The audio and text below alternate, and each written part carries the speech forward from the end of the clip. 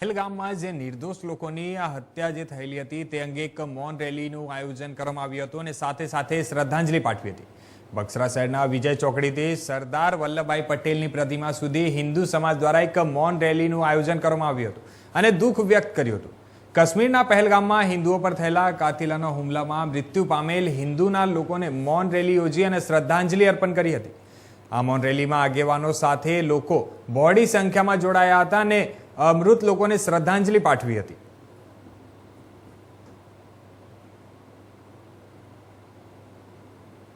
ભારત માતા કી જય। આજે બગસરામાં વિશ્વ હિન્દુ પરિષદ તથા દરેક હિન્દુ સંગઠનો દ્વારા એક જે આતંકી હુમલો થયો છે એમાં શ્રદ્ધાંજલિ બાબતે એક મૌન રેલીનું આયોજન કરવામાં આવ્યું છે। એમાં વિશ્વ હિન્દુ પરિષદ, સનાતન ગ્રુપ, રામરાજ્ય ગ્રુપ, વેપારી મહામંડળ તથા દરેક હિન્દુ ભાઈઓનો શ્રદ્ધાંજલિ કાર્યક્રમમાં હાજરી આપી છે અને ભવ્ય શ્રદ્ધાંજલિ રેલી મૌન રેલી કરવામાં આવી છે। ભારત માતા કી જય। પહેલગામની અંદર જે હુમલો થયેલ છે, આતંકવાદી હુમલાની અંદર પહેલાં તો અમે બગસરાની જનતા અને સમગ્ર ભારતની જનતા એમને વખોડીએ છીએ। આનો જવાબ ઈંટનો જવાબ પથ્થરથી આપવા માટે મોદી સરકાર તૈયાર છે અને હમણાં અમે પણ ભગવાન પાસે એવી પ્રાર્થના કરીએ છીએ કે તાત્કાલિક ધોરણે જે સ્ટ્રાઇક કરવાની છે તાત્કાલિક ધોરણે થાય અને આજ બગસરાની જનતામાં પણ આક્રોશ છે। તમામ વેપારીઓ લોકો પણ આજે રોડ ઉપર છીએ અને આવનાર દિવસોની અંદર જરૂર પડશે તો પણ અમે રોડ ઉપર જ રહીશું। અને ખાસ કરીને મારી એક સરકારને એક બીજી વિનંતી છે આપણા મીડિયાના માધ્યમથી કે તાત્કાલિક ધોરણે એની ઉપર સ્ટ્રાઇક થાય અને તમામ જે મૃતકો છે એને આત્માને શાંતિ મળે એવી અમે પ્રાર્થના કરીએ છીએ। જય હિન્દ, જય ભારત।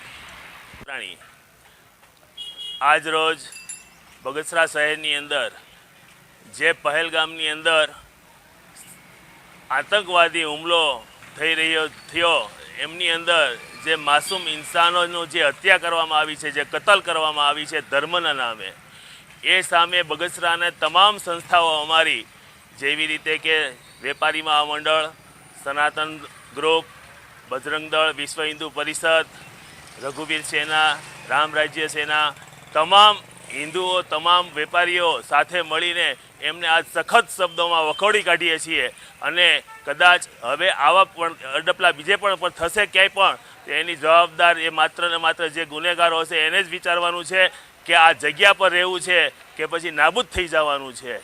આ અત્યારે ભારત સરકાર મોદીની સરકાર છે, ધર્મની સરકાર છે। કોઈ પણ જગ્યાએ આતંકવાદ કે કોઈ પણ જગ્યાએ ગુંડાગર્દી સહન કરવામાં નહીં આવે અને અત્યારે બગસરા શહેરના તમામ લોકોને અત્યારે એક જ મુખ્ય ચર્ચા થઈ રહી છે કે આવી હત્યા હવે અમે સહન નહીં કરીએ, ક્યારેય નહીં કરીએ અને થશે તો એમાં હવે કંઈ પાછી પાની નહીં થાય। અને મારી તો એક વિનંતી પણ છે બધાને કે એ સાઈડ ફરવા જવાનું પણ બંધ કરી દો।